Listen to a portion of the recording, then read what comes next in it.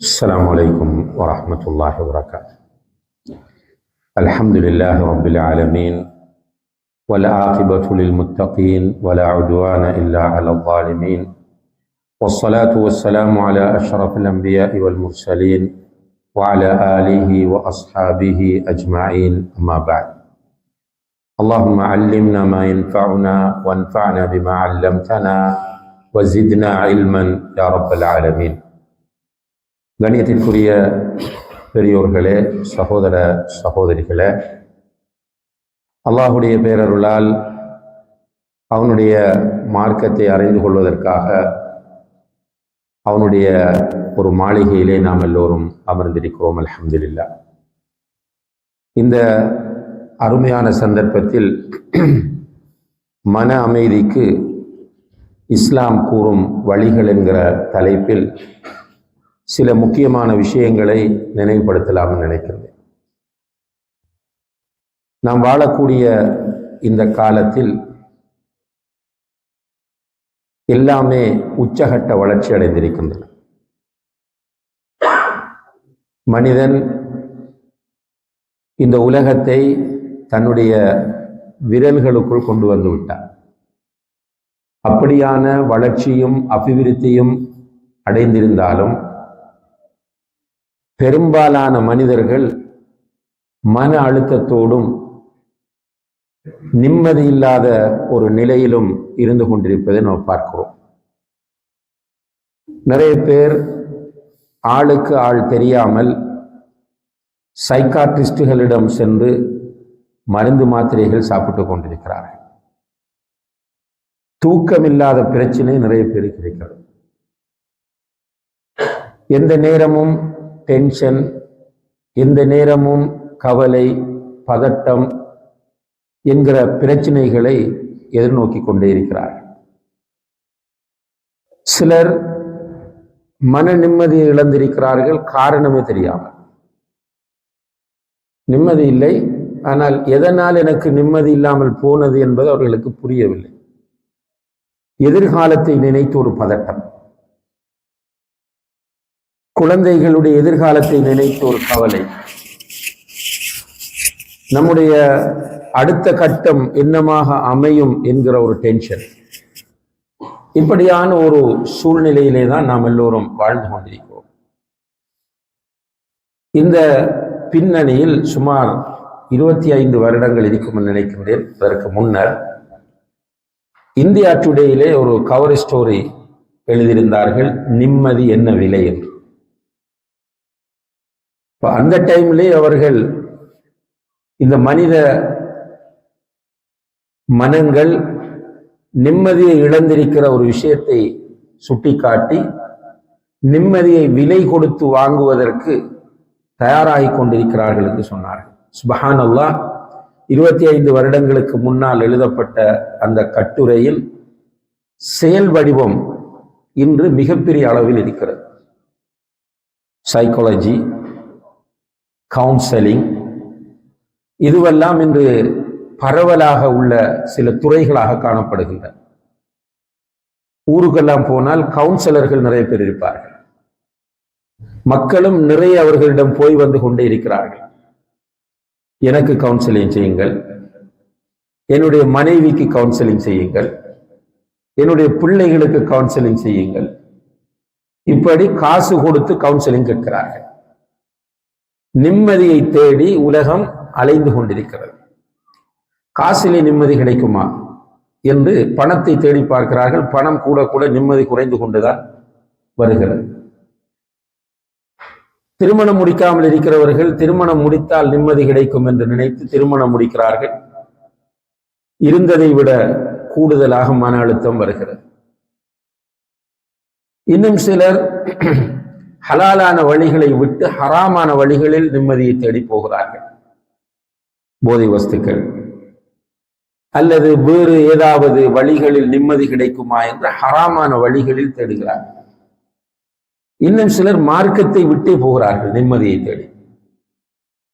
ஷிர்கான காரியங்களிலே ஈடுபடுவது, அல்லாஹுக்கு பிடிக்காத மார்க்கத்திற்கு முரணான காரியங்களை நிம்மதி கிடைக்கும் என்கிற பெயரிலே செய்வது, இப்படியாக நிம்மதியை தேடி அலைந்து கொண்டிருக்கிறார்கள். உண்மையிலே இஸ்லாம் என்கிற மார்க்கத்தினுடைய நோக்கமே மனிதனுக்கு இம்மையிலும் மறுமையிலும் நிம்மதியை கொடுப்பது. நம்ம சொல்லுவோம், இஸ்லாத்தில் உள்ள மிக முக்கியமான ஒரு அம்சம்தான் சலாம்.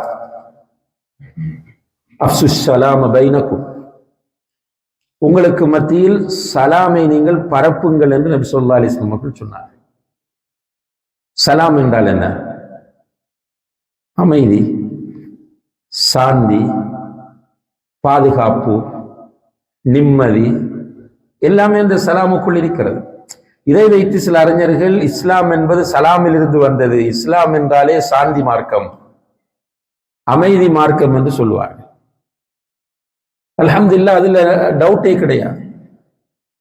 இஸ்லாமிய மார்க்கம் மனிதனுக்கு நிம்மதியையும் அமைதியையும் கொடுக்கிற ஒரு மார்க்கம். அந்த வகையில் அல்ஹம்துலில்லாஹ் கொஞ்சமேனும் நம்மிடத்தில் ஈமானும் இஸ்லாமும் இருக்கிற காரணத்தினால்தான் நம்முடைய சமுதாயத்தில் தற்கொலை வீதம் மிக குறைவு, சூசைட் பண்ணுவது மிக மிக குறைவு, இல்லை என்று கூட சொல்லலாம். இதனால் அந்த ஈமானும் இஸ்லாமும் ஓரளவேனும் இருக்கிறது. ஒரு அளவு இருக்கிற போதே ஒரு விரக்தியின் மன அழுத்தத்தின் உச்சகட்டமாகிய தற்கொலைக்கு நம்ம போவதில்லை என்றால், இஸ்லாமை சரியாக புரிந்து நம்ம பின்பற்றினால் எப்போதும் நிம்மதியாக வாழலாம். நிம்மதியாக வாழ்வதற்கு பொருளாதாரம் முக்கியம் அல்ல. ஒரு வசதியான ஆடம்பரமான வீடும் வாகனமும் தேவையில்லை. நிம்மதி என்றால் என்ன என்றால், எல்லோரை பார்க்கிற போதும் உள்ளத்தால் அவர்களை பார்த்து புன்முறுவல் செய்கிற நிலை, நம்முடைய காரியங்களை நிதானமாக செய்யக்கூடிய சூழ்நிலை. நைட் தூங்க போனால் அல்லாஹும்ம பிஸ்மிகா அமூத்து வஹ்யா அல்லது பிஸ்மிக அல்லாஹும்ம அமூத்து வஹ்யா என்று சொல்லி வலது கையில் கன்னத்தை வைத்து தூங்கினால் ரிலாக்ஸாக தூங்குவது. யாருடனும் சண்டைக்கு போவதில்லை. இதுதான் நிம்மதி. ஸ்ட்ரெஸ் என்றால் என்ன என்றால், மன அழுத்தம் என்று சொல்லுகிறோம். ஸ்ட்ரெஸ், டிப்ரெஷன், அன்சைட்டி, இப்படி பல பெயர்களை இப்ப உருவாக்கி ஒரு கட்டமாக பிரித்து அதை தெளிவுபடுத்துகிறார்கள். இப்போ சில நேரங்கள்ல ஊர்ல நம்ம பார்க்கிற காட்சிகள், ஒரு சகோதரர் மஸ்ஜிதுக்கு வருவார், அவர் போனை சைலண்ட் மோட்ல போட மறந்து விடுவார். அவர் தொழுது கொண்டிருக்கும் போது போன் ரிங் பண்ணும். சில நேரங்கள்ல மகன் மாத்தி வச்சிருவார் ரிங் டோனை மியூசிக்கா, இவருக்கு தெரியாது. ஆனால் சைலண்ட் மோடுக்கு போடல, தொழுது கொண்டிருக்கிறோம், ரிங் பண்ணது மியூசிக். சலாம் கொடுத்துட்டு பார்க்கணும். நீங்க அவரை அப்படி கொலை செய்வது போல எல்லாரும் பார்ப்பாங்க. பார்க்கிறோமா இல்லையா? அந்த சகோதரரை அப்படி முறைத்து பார்ப்பார்கள், கோபத்தோடு பார்ப்பார்கள். இன்னும் சிலர் என்ன கத்திடுவாங்க பள்ளியிலேயே. என்ன மூளை இல்லையா? இந்த கத்துவது என்பது எதனால் என்று கேட்டால் டென்ஷன். அவருக்கு டென்ஷன், அவருக்கு ஸ்ட்ரெஸ் இருக்கிறது. இவர் அந்த அளவுக்கு என்ன பண்ணினார்? அவருடைய போன் தற்செயலாக அடித்தது, ரிங் பண்ணியது, அது ஒரு மேட்டர் இல்லை. அவர் அதை தவிர்த்திருக்க வேண்டும். ஆனால் கூலாக இருக்கிற ஒரு மனிதன், நிம்மதியாக இருக்கிற மனிதன் இதை பெரிதுபடுத்த மாட்டான். நபிகள் நாயகம் ஸல்லல்லாஹு அலைஹி வஸல்லம் அவர்கள் மஸ்ஜிதிலே சஹாபாக்களோடு உட்கார்ந்திருக்கிறார்கள். ஒரு பெரிய மனிதர், அந்த மஸ்ஜிதை சூழ நிறைய இடம் இருக்கிறது, வெளிப்பக்கம். அதுபோல வீடுகள் இருக்கின்றன. எங்குமே செல்லாமல் டைரக்டாக மஸ்ஜிதுக்குள் வந்து மஸ்ஜிதிலே சிறுநீர் கழிக்கிறார். மஸ்ஜிதினுடைய ஒரு ஓரத்தில் போய் சிறுநீர். மஸ்ஜிது நபவி. ரசூலுல்லாஹி ஸல்லல்லாஹு அலைஹி வஸல்லம் அவர்கள் அதை எப்படி அணுகினார்கள்? சஹாபாக்கள் மஸ்ஜிதுக்குள் இவர் சிறுநீர் கழிக்கிறார் என்று கோபப்பட்ட போது, இல்லை உட்காருங்க, அவரை விடுங்க, சிறுநீர் கழிச்சு முடியட்டும். சிறுநீர் கழிச்சு முடிஞ்சது பிறகு 2 பேரை கூப்பிட்டு சொன்னா, ஒரு பக்கெட்ல தண்ணி கொண்டு போய் அவர் சிறுநீர் கழித்த இடத்தில் ஊத்துங்கள், ஊத்தி கிளீன் பண்ணு. அவரை கூப்பிடுறாங்க, சகோதரன் நெஞ்சு வாங்க, உட்கார வைக்கிறாங்க. உட்கார வச்சோம்னாங்க, சகோதரன் இது மஸ்ஜித், அல்லாஹ்வுடைய வீடு, இதில் தொழுவது, திக்ரு செய்வது, குர்ஆன் ஓதுவது போன்ற காரியங்கள் தான் செய்ய வேண்டுமே தவிர இப்படி சிறுநீர் கழித்து அசிங்கப்படுத்தக்கூடாது என்று சொன்னதும் அந்த மனிதர் பிரமித்து போய்விட்டார். அவர் எதிர்பார்க்கவில்லை இப்படி ஒரு ஒரு ஒரு நடைமுறை.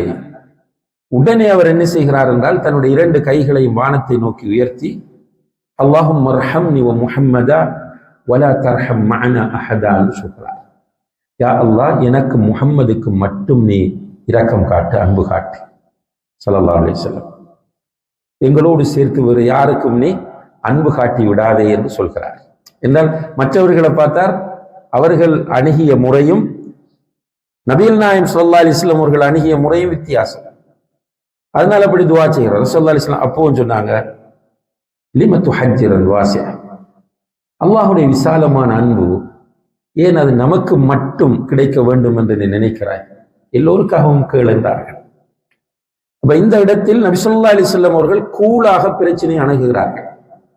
இப்ப நமக்கெல்லாம் ஃபுல் டென்ஷன். எந்த ஒரு பிரச்சனையை பாருங்க, கத்துறோம், கோபப்படுறோம், ஆத்திரப்படுறோம், ஒரு ஒரு சிவியரான மிக மோசமான ஒரு முடிவெடுக்கிறோம். ஒரு இளைஞர் வருகிறார், வாலிபர், நபி ஸல்லல்லாஹு அலைஹி வஸல்லம் அவர்களிடம் வந்து உட்கார்ந்து பக்கத்தில் வாரார். சஹாபாக்கள் சூழ உட்கார்ந்துட்டு இருக்கிறார். வந்து சொல்றார், யா ரசூலல்லாஹ் இஅ்தன் லீ ஃபிஸ்ஸினா, சுப்ஹானல்லாஹ், நான் விபச்சாரம் செய்ய வேண்டும், அனுமதி கொடுங்கள் என்று கேட்கிறார்.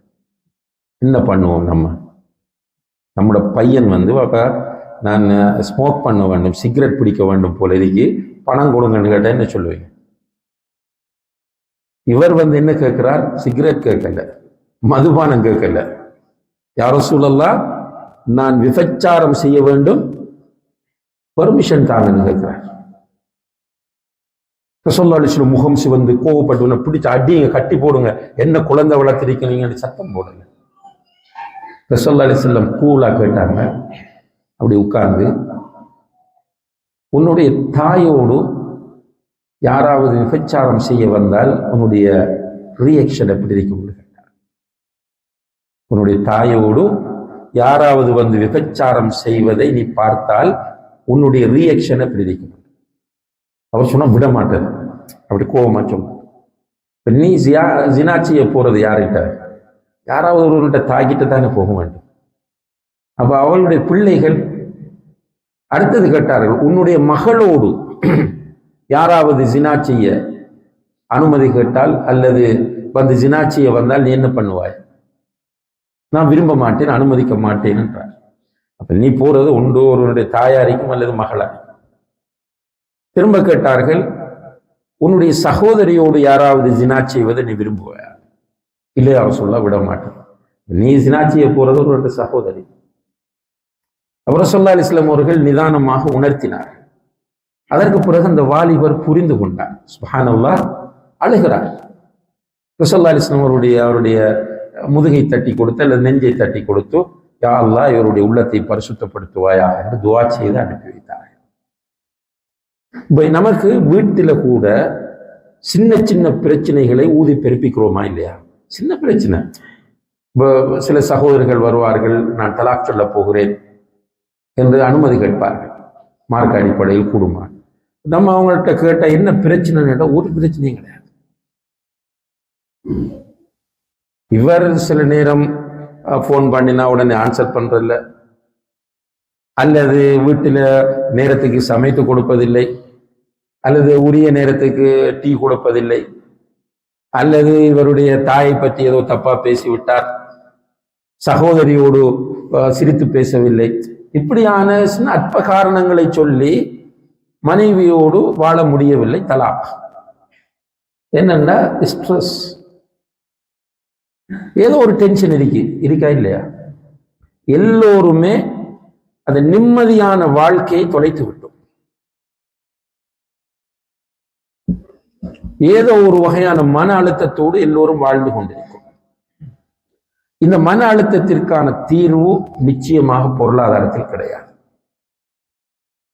இந்த மன அழுத்தத்திற்கான தீர்வு நிச்சயமாக பதவிகளில் கிடையாது. இந்த மன அழுத்தத்திற்கான தீர்வு நிச்சயமாக நம்முடைய எதிரியை தோற்கடிப்பதிலே கிடையாது.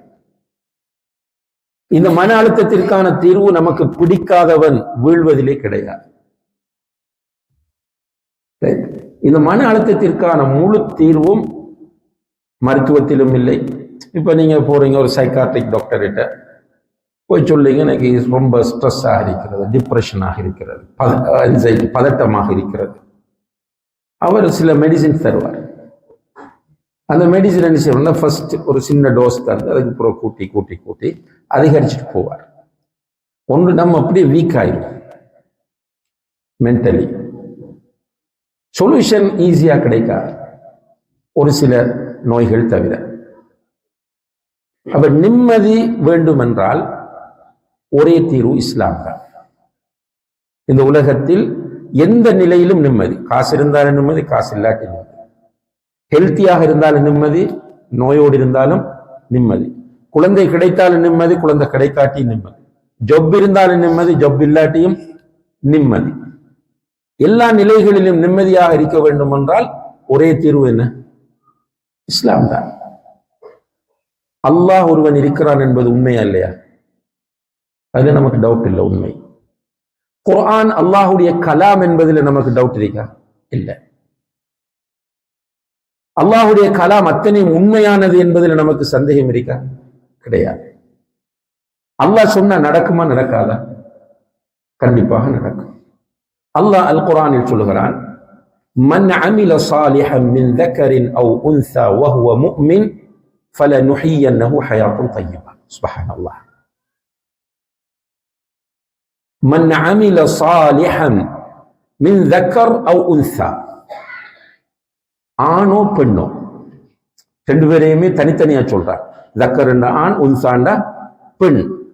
ஆணோ பெண்ணோ முஃமினாக இருக்கிற நிலையில் சாலிஹான அமல்கள் செய்வார்கள் என்றால் ஃபலனுஹியன்னஹு ஹயாத்தன் தய்யிபா, நிச்சயமாக அவரை நாம் மகிழ்ச்சியான, மங்களகரமான, சந்தோஷமான, அழகான வாழ்க்கை வாழச் செய்வோம். எங்க சொல்லல. எங்கே என்று சொல்லவில்லை என்றால் அர்த்தம் அது இந்த உலகத்திற்கும் மறு உலகத்திற்கும் உரியது. இந்த உலகத்தில் மட்டுமன்னா இந்த உலகத்துக்கு மட்டும் எடுக்கலாம். மறுமை என்று மட்டும் சொல்லியிருந்தால் மறுமை என்று மட்டும் எடுக்கலாம். ஆனால் இந்த வசனத்தில் அல்லாஹ் நிச்சயமாக அவர்களை ஹயாத்துன் தய்யிபா, எல்லாருக்கும் இந்த தய்யிப் என்ற சொல்லுக்கு அர்த்தம் தெரியும். ஹயாத் என்ன வாழ்க்கை என்ற தெரியும், தய்யிப் என்றாலும் தெரியும். தய்யிப் என்ற ஜென்ரலாக குட், எக்ஸலண்ட், ஹாப்பினஸ் என்கிற கருத்துக்களை தரும். மகிழ்ச்சி, சந்தோஷம், அழகு. அப்ப இந்த குர்ஆன் வசனத்தை நம்ம ஈமான் கொள்ள வேண்டும். இதுதான் பிரச்சனை. இப்ப ஷேக் அவர்களும் ஆரம்பிக்கும் போது சொன்னார்கள், பயான் கேட்டுட்டு நம்முடைய ஸ்டைல் என்ன தெரியுமா? இப்ப பயானுடைய விஷயத்துல, ஸ்பீச்சினுடைய விஷயத்துல, ஹுத்பாவுடைய விஷயத்துல நம்முடைய சமுதாயம் பழகி இருக்கிற கல்ச்சர் என்ன தெரியுமா? என்ன? லைஃப்ல எடுத்து நடக்க ட்ரை பண்றேன், எனக்கு யோசிக்கிறேன், முதல் மதிப்பெண் கொடுக்கிறது. மாஷா அல்லாஹ், சூப்பர் ஸ்பீச்சா, அருமையான பேச்சு. அடுத்தது என்ன? இன்னைக்கு மக்களுக்கு தேவையான பேச்சு. உனக்கு தேவையில்லையா? சிலர் அப்படி பயான் முடிஞ்சு போகும்போது சொல்லுவாங்க, அருமையா பேசினார், ஆனா வர வேண்டியவன் வரல.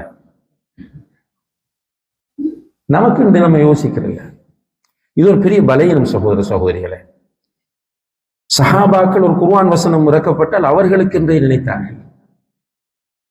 இதெல்லாம் நம்ம கொஞ்சம் சீரியஸா திங்க் பண்ண வேண்டிய விஷயங்கள். சும்மா கேட்டுட்டு திரும்பவும் எனக்கு மதிப்பெண் தந்துட்டு போகாம நம்ம வாழ்க்கைக்கு என்று யோசிக்க வேண்டிய அம்சங்கள் இது. நானும் தான் இப்ப பேச வந்தா நான் சொல்லணும், மக்களுக்கு நல்லா கொடுத்துடணும், எனக்கு இல்லை.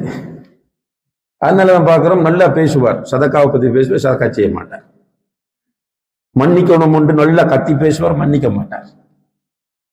இன உறவுகளை, இரத்த உறவுகளை சேர்ந்து வாழ வேண்டும் என்று மெம்பர்ல முழங்குவார். அவர் தம்பி வந்து சொல்லுவார், இவர் பேசுறது மட்டும்தான் வீட்டை முழு பேருடைய குழப்பம். என்னென்ன ஒரு மைண்ட் ஒரு டிஃப்ரெண்டாக மாற்றப்பட்டு விட்டது. நபி ஸல்லல்லாஹு அலைஹி வஸல்லம் அவர்கள் அருளப்பட்ட குர்ஆன் எல்லாம் அவர்களுக்கு என்று எடுத்தார்கள், சஹாபாக்கள் அவர்களுக்கு என்று எடுத்தார்கள். அதில் பெரிய மாற்றம் வந்தது. ஒரு சந்தர்ப்பத்தில் ஒரு குர்ஆன் வசனம் இறங்குகிறது, லா தர்ஃபு அஸ்வாத்தக்கும் ஃபௌக ஸௌத்தின் நபி, நபியுடைய சத்தத்துக்கு மேல் உங்களுடைய சத்தத்தை நீங்கள் உயர்த்த வேண்டாம், அப்படி நீங்கள் உயர்த்தினால் உங்களுடைய அமல்கள் பாத்திலாகிவிடும். இது பொதுவாக இறங்கின குர்ஆன் வசனம். ஒரு நபித்தோழர், நபி ஸல்லல்லாஹு அலைஹி வஸல்லம் அவருடைய லீடர்ஷிப் எப்படி இருந்தால் எல்லோரையும் அவதானிப்பார்கள். மஸ்ஜிதுக்கு வரக்கூடிய எல்லாரையும் பார்ப்பாங்க. யாரும் வரலன்னா உடனே அவர்களுக்கு தெரியும். ஒரு நபித்தோழரை 2-3 வக்து தொழுகைக்கு காணவில்லை. ரசூலுல்லாஹி அலைஹி வஸல்லம் அவர்கள் கேட்கிறார்கள், அவர் எங்க இருக்கு? தெரியல யா ரசூலல்லாஹ், அவர் வரலன்னு சொன்னோன்னு போய் பாருங்கன்னு சொன்னார். அவரை வீட்டுக்கு போனால் அவர் அழுது கொண்டிருக்கிறார். போய் சொன்னாங்க, உன்னை அல்லாஹ்வுடைய தூதர் விசாரித்தார்கள், உன்னை காணவில்லை என்று எங்களை பார்த்து விட்டு வர சொன்னார்கள். அவர் சொன்னார், இன்னைக்கு வாரத்துக்கு வெக்க மாறி பயம் மாறி. ஏன்? இல்லை, உன்னை அல்லாஹ்வுடைய தூதர் கூட்டு வர சொல்லியிருக்கிறார். அப்ப அவர் அல்லாஹ்வுடைய தூதர் அழைத்தார்கள் என்றது போகிறார். போனதும் அல்லாஹ்வுடைய தூதர் கேட்கிறார்கள், ஏன் வராமல் வீட்டில் இருக்கிறார்? அழுகிறார். அழுது கொண்டு சொல்கிறார், யா ரசூலல்லாஹ், என்னுடைய சத்தம் வால்யூம் அதிகமானது, நான் எப்ப பேசும்போதும் சத்தம் அதிகமா இருக்கு. அல்லாஹ் சொல்லுகிறான், நபியுடைய சத்தத்துக்கு மேல் உங்களுடைய சத்தத்தை உயர்த்த வேண்டாம், அந்த அமாலுக்கும், உங்களுடைய அமல்கள் வீணாகிவிடும் என்று அல்லாஹ் சொல்கிறார். யா ரசூலல்லாஹ், இந்த குர்ஆன் வசனம் எனக்குத்தான் அருளப்பட்டது. யா ரசூலல்லாஹ், நான் தான் உங்களுடைய சத்தத்திற்கு மேல் சத்தத்தை உயர்த்துகிறேன். அன்புள்ள சகோதர சகோதரிகளை, இந்த மனிதர்கள் எங்கே? இந்த மூமின்கள் எங்கே? எல்லாருக்கும் குர்ஆன் வசனம், வைஃப் உட்கார வச்சு குர்ஆன் வசனம் ஹதீஸ் தான் சொல்றது. மற்ற மனைவி என்ன சொல்றா, ஹஸ்பண்டுக்கு குர்ஆன் ஹதீஸை சொல்றது. நமக்கு இல்லை. ஆனால் அல்லாஹு தஆலா குர்ஆன்ல வைலுல் லில் முத்தஃபிஃபீன், அளவை நிறுவைகளில் மோசடி செய்கிறவர்களுக்கு கேடுதான் என்கிற அந்த வசனத்திற்கு உலமாக்கள் விளக்கம் சொல்லும் போது, பொருட்களை அளந்து நிறுப்பது கொடுப்பது மட்டுமல்ல, லைஃபுடைய விஷயத்திலும் இது பொருந்தும் என்கிறார். அவர் என்னை பார்த்து சிரிக்க வேண்டும் என்றால் நானும் அவரை பார்த்து சிரிக்க வேண்டும். அவர் எனக்கு உதவி செய்ய வேண்டும் என்று நான் நினைத்தால் நானும் அவருக்கு உதவி செய்ய வேண்டும். என்னுடைய பக்கத்து வீட்டில் இருக்கிற அவர் என்னை டிஸ்டர்ப் பண்ணக்கூடாது என்று நான் நினைத்தால் நானும் டிஸ்டர்ப் பண்ணக்கூடாது. இதுதான் இஸ்லாம் விரும்புகிற முஃமின்கள், இஸ்லாம் உருவாக்க விரும்புகிற மனிதர்கள். இதுக்கு தான் பயான் பண்ண சொன்னது. மார்க்ஸ் போடுறதுக்கு இல்லை, மதிப்பெண் கொடுக்கறதுக்கு இல்லை. வந்து உட்கார்ந்துட்டு நல்ல பயான் நல்லா கொடுத்தார் மௌலவி இன்றைக்கு அவருக்கு என்று அவருக்கு யோசிப்பதற்காக உங்களை வர சொல்லவில்லை. எனக்கு என்ன கிடைக்கிறது இதிலே? இந்த அடிப்படையில் தான் இந்த குர்ஆன் வசனம் சூரத்து நஹ்லிலே அல்லாஹு தஆலா சொல்லக்கூடிய, மன் அமில சாலிஹன் மின் ذكر أو أنثى وهو مؤمن فلنحيينه حياة طيبة, யார் முஃமினாக இருக்கிற நிலையில் சாலிஹான அமல்களை செய்கிறார், அவர் ஆணாக இருந்தாலும் சரி பெண்ணாக இருந்தாலும் சரி, நிச்சயமாக அவரை எப்படி வாழச் செய்வோம்? மகிழ்ச்சியாக வாழச் செய்வோம், நிம்மதியாக வாழச் செய்வோம், அழகான வாழ்க்கை வாழச் செய்வோம். யார் சொன்னது? யாரு? அல்லாஹ். நடக்குமா நடக்காதா? நடக்கும். அப்ப நமக்கு நிம்மதி இல்லை என்றால் பிரச்சனைங்க. நம்முடைய ஈமான்ல பிரச்சனை இருக்கு, நம்முடைய அமல் சாலிஹாத்துல பிரச்சனை இருக்கு, அவ்வளவுதான். என் வைஃபால் எனக்கு ஸ்ட்ரெஸ் என்று சொல்லாதீர்கள், என்னுடைய ஹஸ்பண்டால் எனக்கு ஸ்ட்ரெஸ் என்று சொல்லாதீர்கள், என்னுடைய ஜொப்பால் எனக்கு ஸ்ட்ரெஸ் என்று சொல்லாதீர்கள், என்னுடைய குழந்தையால் எனக்கு ஸ்ட்ரெஸ் என்று சொல்லாதீர்கள், என்னுடைய நண்பர்களால் ஸ்ட்ரெஸ் என்று பொய். அது ஸ்ட்ரெஸ் உங்களால தான் உங்களுக்கு ஸ்ட்ரெஸ், என்னாலதான் எனக்கு ஸ்ட்ரெஸ். ஈமான் வந்தால் ஸ்ட்ரெஸ் போய்விடும். நமக்கு ஈமான் என்றால் என்னது தெரியாது. அல்ஹம்துலில்லாஹ், நீங்கள் தொடர்ச்சியாக பயான்களிலும் கிளாஸ்களிலும் இருப்பதால ஓரளவு தெரிந்திருக்கும். பெரும்பாலான மக்களிடம் ஈமான் என்றால் என்னன்னு கேட்டு பாருங்க, என்ன சொல்லுவாங்க? நம்பிக்கை, விசுவாசம், ஹலாஸ். சில சகோதரர்களிடம் நான் வல்லாஹி கேட்டிருக்கிறேன், அர்கானுல் ஈமான், உசூலுல் ஈமான சொல்லுங்க என்று தெரியாது. நம்முடைய சமுதாயத்தில் பெரும்பாலானவர்களுடைய நிலை இது. என்னால் ஜும்மாவுக்கு கூட வாரல, ஊரில் பார்ப்பீங்க பெரிய பள்ளிவாசல், சுப்ஹானல்லாஹ், இப்ப இங்க ஒரு மொஸ்குன்னா அசருக்கு பார்த்தாலும் இப்ப கிராண்ட் மொஸ்குன்னு சொல்றீங்க, அசருக்கு இது எவ்வளவு தூரத்துல மக்கள் இருக்கிறாங்க. அப்ப அசர் தொழுகைக்கு பார்த்தீங்க ஃபுல் பள்ளி, என்ன பள்ளியில இடம் இல்லை. ஒரு நேற்று ஒரு பள்ளி, முந்தின நாள் ஒரு பள்ளிக்கு ஜும்மா போயிருந்து 2வது ஜும்மா நடத்துறாங்க. இந்த வந்த மக்களுக்கு இடம் பத்தல்ல. ஊர்ல பெரிய பள்ளி, ஃபஜ்ருக்கு எத்தனை பேர் வராங்க?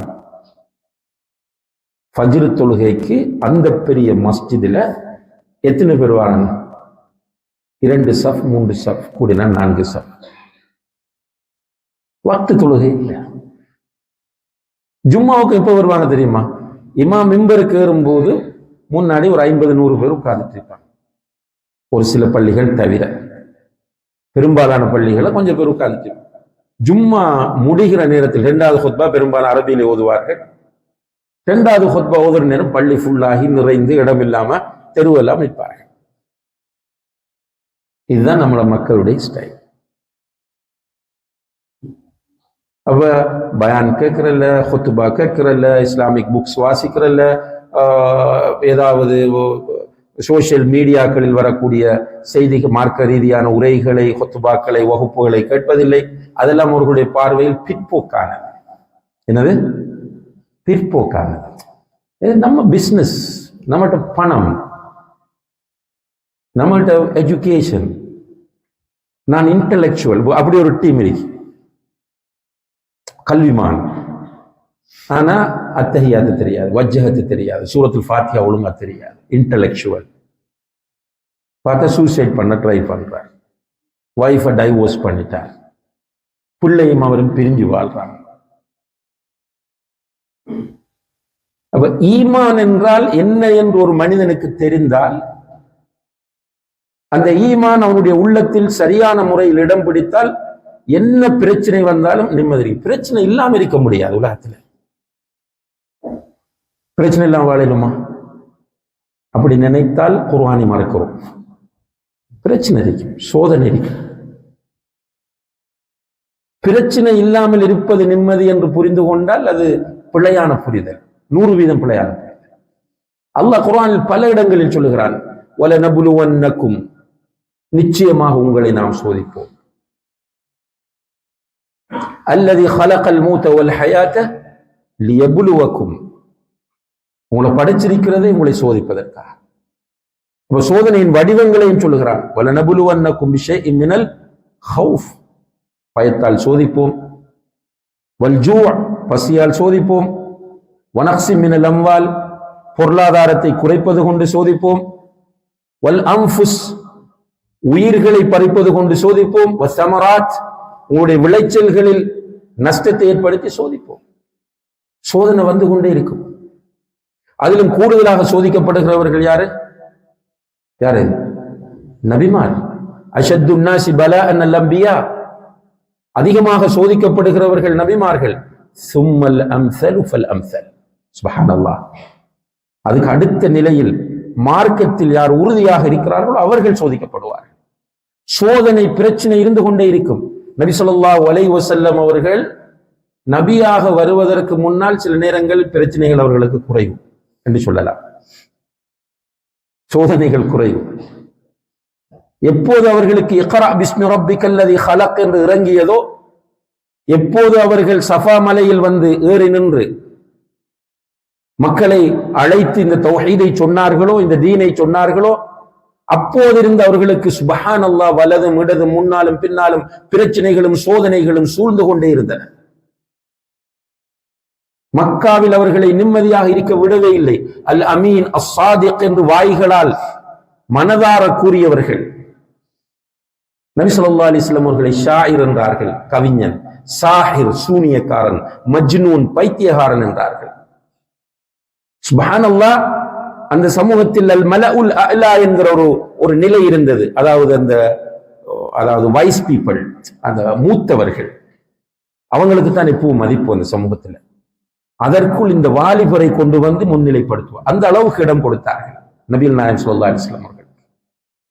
ஆனால் நபியாக வந்த பிறகு அவர்களுடைய முகத்தில் காரை உமிழ்ந்தார்கள், முகத்தில் காரை துப்பி இருக்கிறார்கள், செருப்பால் அடித்திருக்கிறார்கள் முகத்தில். ஸல்லல்லாஹு அலைஹி வஸல்லம் அவருடைய கழுத்தை நிறுத்தியிருக்கிறார்கள். ஒரு கட்டத்தில் ரசூல் ஸல்லல்லாஹு அலைஹி வஸல்லம் அவர்கள் கஅபாவிலே தொழுது கொண்டிருக்கிற போது அவர்கள் சுஜூதில் இருக்கிற நிலையில் அவர்களுடைய தலையில் பல நாட்களுக்கு முன்னால் செத்து பேட் ஸ்மெல் வீசிக்கொண்டிருந்த பழுதடைந்த ஒரு ஒட்டகத்தின் குடல்களை கொண்டு வந்து போட்டு அவர்கள் மூச்சு திணற அவர்களுக்கு முன்னால் நின்று டான்ஸ் ஆடினார்கள். அவர்களை பல கோணங்களில் கொடுமைப்படுத்தினார்கள். அப்ப நம்ம நினைக்க கூடாது, அன்புள்ள சகோதர சகோதரிகளை, பிரச்சனை இல்லாமல் நான் வாழ வேண்டும் என்று நினைத்தால் நீங்க வாழ்க்கையை புரியவில்லை. வாழ்க்கை ஒரு போராட்டம். ஆனால் முக்கியம் என்னவென்றால் இந்த பிரச்சனைகளுக்கு மத்தியில் மனம் ரிலாக்ஸாக இருப்பது. கடுமையான நோய் இருக்கும், சுப்ஹானல்லாஹ், சில நேரங்களில் டாக்டர்ஸ் டேட் கொடுத்திருப்பாங்க, ஆனா ஒரு மனம் தூய்மையா இருக்கும், ஹாப்பியா இருக்கும், சந்தோஷமா இருக்கும். சில நேரங்களில் அவர் அழுவார். அந்த அழுகையின் அர்த்தம் அவர் வாழ ஆசைப்பட்டு அழுகிறார் என்பதல்ல, என்னுடைய மௌத் நல்ல மௌத்தாக ஆகிவிட வேண்டும் என்கிற அழுகையாக இருக்கும். ஆனா இன்றைக்கு நமக்கு சின்ன ஒரு பிரச்சனை வந்தாலும் தாங்க முடியவில்லை. காரணம், ஈமான் சரியாக இல்லை. இந்த ஈமான் நம்மிடத்தில் சரியாக வர வேண்டும். சரியாக வரணும்னா ஈமானை படிக்க வேண்டும். சும்மா ஈமான் வராது. ஈமானுடைய அரக்கான்கள் இருக்கின்றன. அல் ஈமானு பில்லாஹி வ மலாயிகத்திஹி வ குதுபிஹி வ ருசுலிஹி வல் யௌமில் ஆகிர் வல் கத்ரி கைரிஹி வ ஷர்ரிஹி. இந்த ஆறும் ஈமானுடைய அடிப்படைகள், அரக்கான்கள். அன்புள்ள சகோதர சகோதரர்களே, ஈமானுடைய ஆறாவது அடிப்படையாக சொல்லப்படக்கூடிய அல் ஈமானு பில் கதாஇ வல் கதர். கலா கதிரை நம்புறது. யாருக்கு தெரியும்? கலா கதிரில் யாராவது ஒரு கேள்வி கேட்பாங்க, அப்போ மட்டும் ஒரு மௌலவியை விட கேட்போம். இப்ப நம்ம பாவம் செய்யறதும் கலா கதிர் அடிப்படையில் தானே.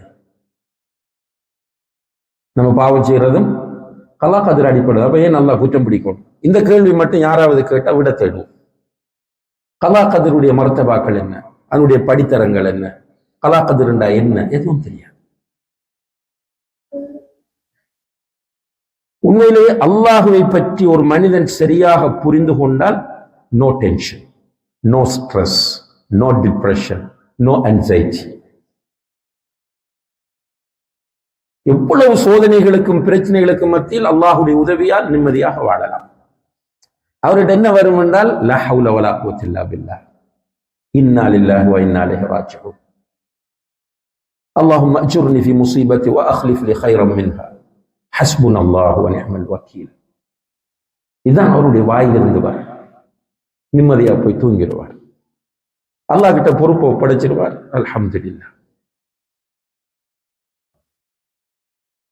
நமக்கு இந்த உலகத்தில் எது நடந்தாலும் அது முன்கூட்டி எழுதப்பட்டது என்பது மூமின்களுடைய நிலைப்பாடு. லன் யுஸீபனா இல்லா மா கதபல்லாஹு லனா, அல்லாஹ் எங்களுக்கு எழுதியதை தவிர வேறு எதுவும் எங்களை தீண்டாது, நெருங்காது, எங்களுக்கு நடக்காது. இது குர்ஆன். லன் யுஸீபனா இல்லா மா கதபல்லாஹு லனா.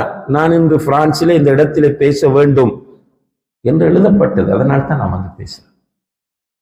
இதுக்கு பிறகு நான் எப்படி செயற்பட வேண்டும் என்பது எழுதப்பட்டிருக்கிறது. அப்படித்தான் நான் செயல்படுவேன். சில விஷயங்கள் இருக்கின்றன. இந்த ஈமானை புரிந்து கொண்டால் அல்ஹம்துலில்லாஹ் நிம்மதி. சிலர் இப்ப பைக்ல 200-250 ஸ்பீட்ல போறாங்க. நம்ம என்ன சொல்லுவோம்? எடுத்த உடனே சாகரத்துக்கு போறாருன்னு என்ன சொல்லுவோம்? இல்ல, சாக மாட்டான். 200-300 ஸ்பீட்ல அவன் ஒரு பெரிய பைக் ஓடினா கூட அவன் சாக மாட்டான். எப்ப சாகுவான்? அவனுக்கு எழுதப்பட்ட தினத்தில் தான் சாகுவான். ஆனால் அப்படி ஓடுவது ஹராம். ஓடினத்தான சாவு இல்லை. சாவு எழுதப்பட்டது, மரணம் எழுதப்பட்டது. ஆனால் அப்படி ஓடுறது ஹராம். இன்னும் நம்ம புரிஞ்சு கொள்றதுக்காக சொல்றோம். அன்புள்ள சகோதர சொல், நம்மளை டென்ஷன் ஆக்குற ஒன்றுதான் பொருளாதாரம். இந்த பொருளாதாரம் என்பது உங்களுடைய திறமையால் நீங்கள் கஷ்டப்பட்டு உழைப்பதால் வருவதல்ல. அப்படின்னால் நம்ம ஊர்ல சிலர் கூலி தொழில் இரவு பகலா செய்கிறான், கஷ்டப்படுறான் ரொம்ப. அவன் நம்மளை விட பணக்காரன் அடிக்கும்.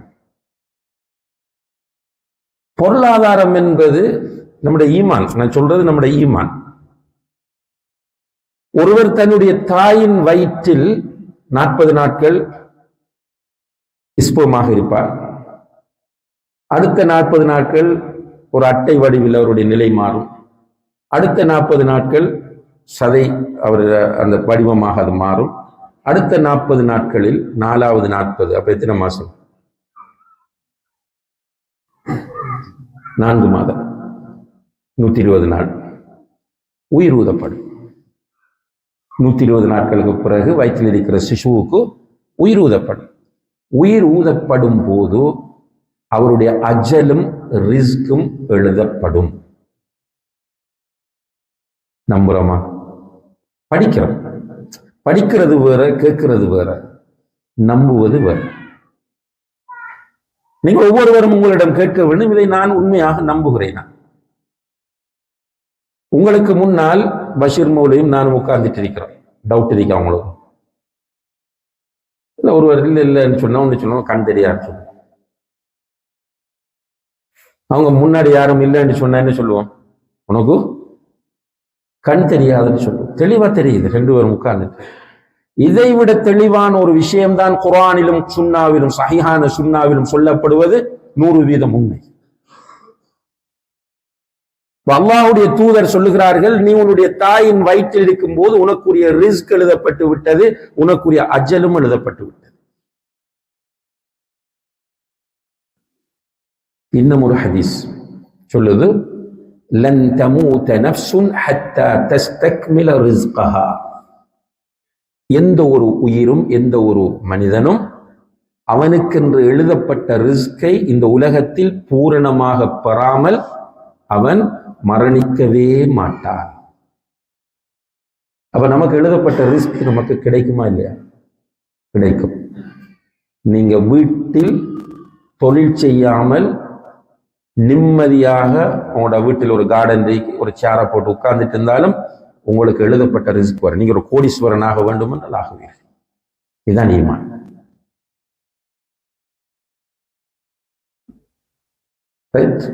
கண்டிப்பாக கிடைக்கும். ஆனால் உங்களுடைய உடலில் வலிமை இருக்கும் போது தொழில் செய்யாம உட்கார்றது என்ன? ஹராம். 2 வேற வேற. கிடைக்கும் என்பது வேற, தொழில் செய்யாமல் இருப்பது என்பது வேறு. தொழில் செய்யாமல் இருக்கிறது ஹராம். ரிஸ்க் எழுதப்பட்ட ரிஸ்க் வரும். நீங்கள் தேடி போனாலும் வரும், தேடி போகாவிட்டாலும் வரும். இதுதான் ஈமான். அந்த ஈமானை ரிஃப்ரெஷ் பண்ணுவதற்காக தொழுகையில் 2 சந்தர்ப்பங்களில் ஒரு விக்ர் நமக்கு சொல்லி தரப்பட்டிருக்கிறது. நிறைய பேர் அதை மைண்ட் பண்றதில்ல. ஓதுகிற சிலருக்கு அதுக்கு பொருளும் தெரியாது. இப்போ ருக்குவ முடிந்ததும் சமி அல்லாஹு லிமன் ஹமிதா சொல்கிறோம். ருக்குவிலிருந்து நிலைக்கு வரும்போது சமி அல்லாஹு லிமன் ஹமிதா சொல்கிறோம். சொல்லிட்டு என்ன சொல்லுவோம்? எல்லாரும் எது லேசா கிடைக்குதோ அதைத்தான் பாடமாய்க்குவோம். என்ன பாடம்? ரப்பனா வலக்கல் ஹம்து, அல்ஹம்துலில்லாஹ். தொழுகை சிஹத் ஆகிறதுக்கான திக்ரனைக்கு பாடம். ஆனால் அதிலே அல்லாஹ்வுடைய தூதர் கற்றுத்தந்த ஒரு நீளமான திக்ர் இருக்கிறது. அல்லாஹும்ம ரப்பனா வலக்கல் ஹம்த் மில்அ ஸமாவாதி வ மில்அல் அர்த் வ மில்அ மா பைனஹுமா வ மில்அ மா ஷி'த மின் ஷைஇன் பஅதஹு அஹ்ல ஸனாஇ வல் மஜ்த் அஹqqu மா قال العبد وكلنا لك عبد اللهم لا مانع لما أعطيت ولا معطي لما منعت. அதே போல சலாம் கொடுத்த பிறகு அஸ்தக்ஃபிருல்லாஹ் அஸ்தக்ஃபிருல்லாஹ் அஸ்தக்ஃபிருல்லாஹ் அல்லாஹும்ம அன்தஸ் ஸலாம் மின்கஸ் ஸலாம் தபாரக்த யா தல் ஜலாலி வல் இக்ராம் அல்லாஹும்ம லா மானிஅ லிமா அஅதைத் வலா முஅதி லிமா மனஅத் வலா யன்ஃபஉல் ஜத் மின்கல் ஜத். அன்புள்ள சகோதர சகோதரிகளே, சகோதரர்களே, இந்த அல்லாஹும்ம லா மானிஅ லிமா அஅதைத் வலா முஅதி லிமா மனஅத் என்பதுக்கு பொருள் தெரிஞ்சவங்க கையை தூக்குவாங்க. எப்படி நிம்மதி வரும்? இது அகீதா. இது ஈமான். நம்ம அதுக்கு முக்கியத்துவம் கொடுக்கல. அல்ஹம்துலில்லாஹ் இந்த நாட்டில் நமக்கு தொடர்ந்து வாழ்வதற்கு பிரெஞ்சு மொழி தேவையா? படிச்சுத்தான் ஆகும். எக்ஸாம் சீட் பண்ணணுமா? படிச்சுத்தான் ஆகும். நான் ஒவ்வொரு ஐரோப்பிய நாடுகளுக்கும் போகும்போது அங்குள்ள நிலைமைகளை பார்த்தா மாஷா அல்லாஹ் தபாரக்கல்லாஹ், ஜெர்மனில் உள்ள எல்லாருக்கும் டொச் தெரியும் என்றால் அவர்கள் அந்த டொச்சை படித்து எக்ஸாம் எழுதி பாஸ் ஆகும். எங்களை நெதர்லாந்துக்கு வந்தால் டச் தெரியும், அங்கே இட்டாலியன் லாங்குவேஜ் தெரியும், எல்லாருக்கும் எல்லாம் தெரியும். வந்து முழு பேருக்கும் கொஞ்சம் வேணும் தெரியும். அறவே பிரெஞ்சு தெரியாது, அறவே டச் தெரியாது, அறவே டச் தெரியாது, அறவே இட்டாலியன் தெரியாத, ஸ்பானிஷ் தெரியாத யாரும் இங்க இல்லை நம்ம நாட்டு மக்கள். என்னால் அதுக்கு முக்கியத்துவம் கொடுக்கும். என்ன புலுஸ், அதுக்கு பின்னால் என்ன இருக்கு? துன்யா, புலுஸ் இருக்கு, காசு இருக்கு. இந்த அல்லாஹும்ம லா மானிஅ லிமா அதைத் வலா முஅத்தி லிமா மனத் மௌலவி நிறைய சொல்லியிருப்பார். இது எனக்கு என்னதுக்கு? அது மௌலவி பாடமாகிட்டு போட்டும், இமாம் பாடமாகிட்டு போட்டும். என்ன சொல்லுது இந்த அல்லாஹும்ம லா மானிஅ லிமா அதைத் வலா முஅத்தி லிமா மனஅத் என்பது என்ன சொல்லுகிறது? நன்றாக புரிந்து கொள்ளுங்கள் பொருளை. அல்லாஹும்ம, யா அல்லாஹ், லா மானிஅ லிமா அதைத், நீ தருவதை தடுப்பதற்கு யாராலும் முடியாது. சுப்ஹானல்லாஹ். நீ தருவதை தடுப்பதற்கு யாராலும் முடியாது. வலா முஅத்திய லிமா மனஅத், நீ தடுத்ததை தருவதற்கும் யாராலும் முடியாது. சுப்ஹானல்லாஹ். எதுல? காசுல மட்டுமா? முழு லைஃப். நீங்க எவ்வளவுதான் முயற்சி செஞ்சாலும் உங்களுக்கு குழந்தை கிடைக்க கூடாது என்று அல்லாஹ் முடிவெடுத்துட்டாங்கன்னா கிடைக்காது. அது முழு மருத்துவ உலகமும் ஒன்று சேர்ந்தால் நடக்காது.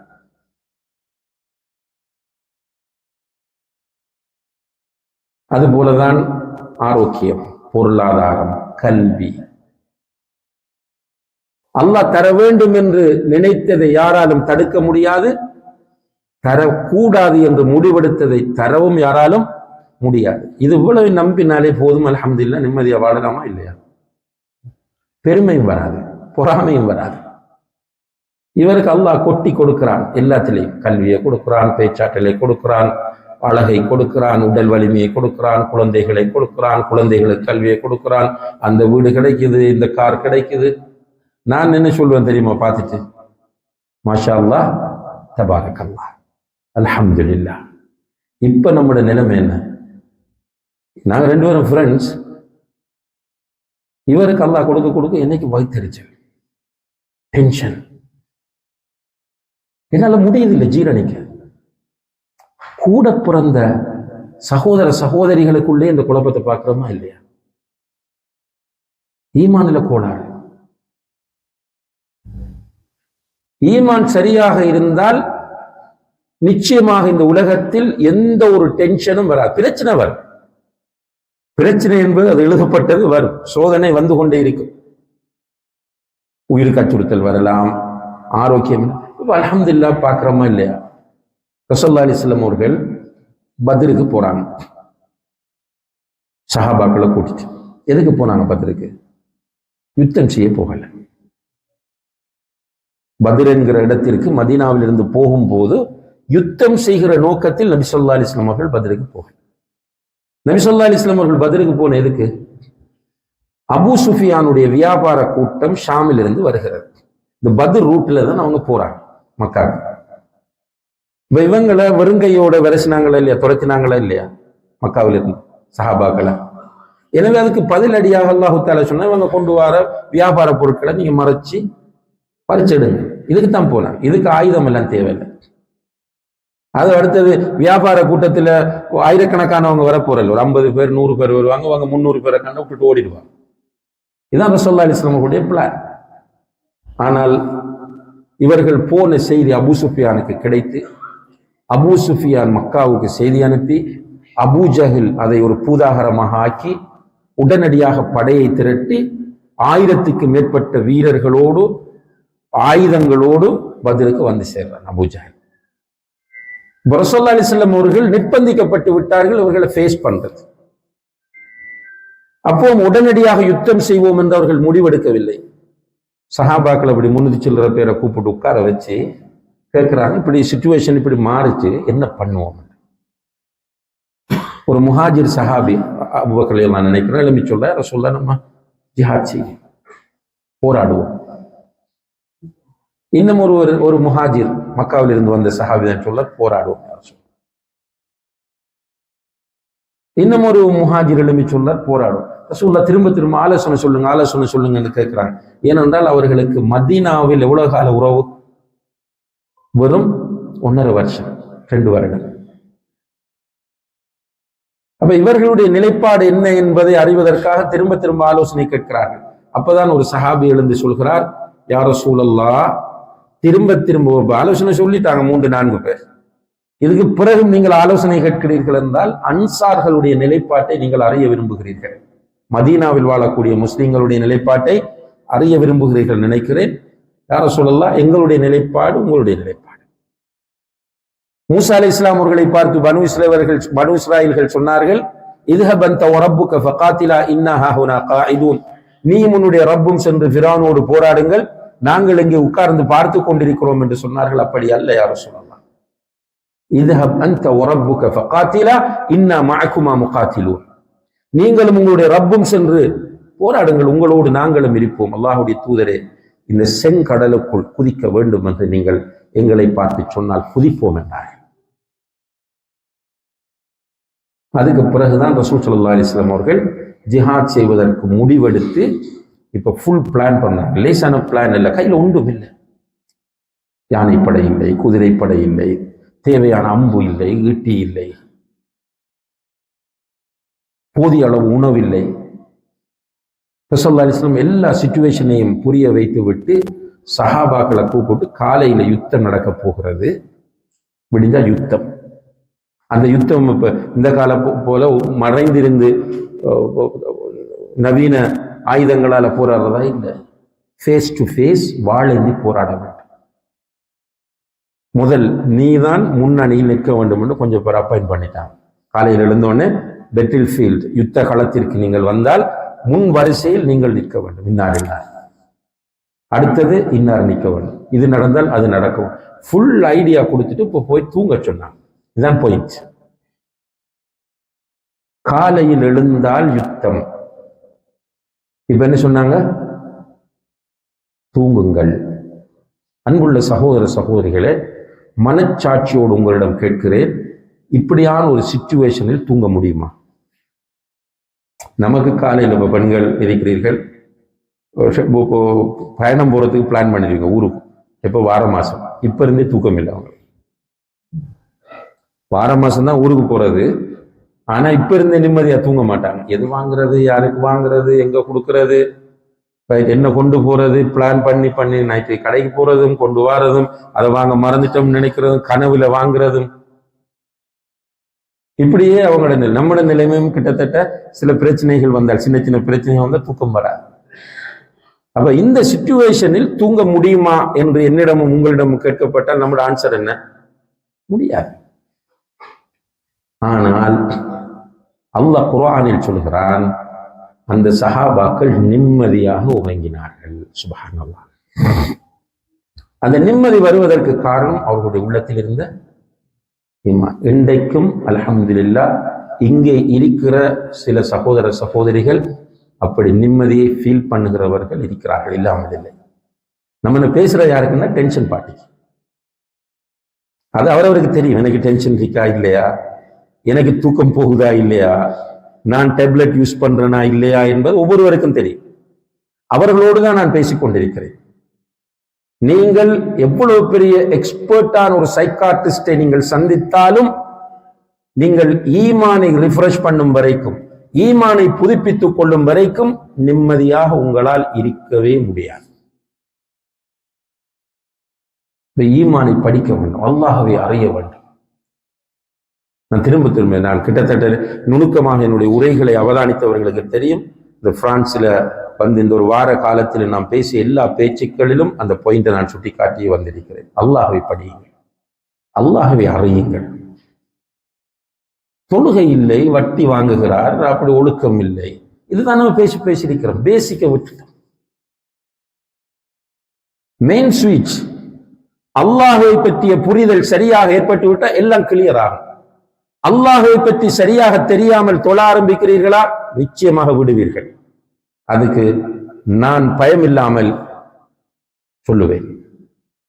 அல்லாஹை பற்றி சரியா புரியாம நீங்க அந்த உணர்ச்சியான பயானுக்கு கட்டுப்பட்டு உணர்ச்சியான சிச்சுவேஷனுக்கு அடிமையாகி தொழ ஆரம்பிக்கிற நீங்க ரெகுலரா தொழ மாட்டீங்க. தொழுதுட்டு போவீங்க, கார்ல போவீங்க, இப்ப வக்து போகும், நோ இஷ்யூ, அது பெரிய ஒரு மேட்டரே இல்லை.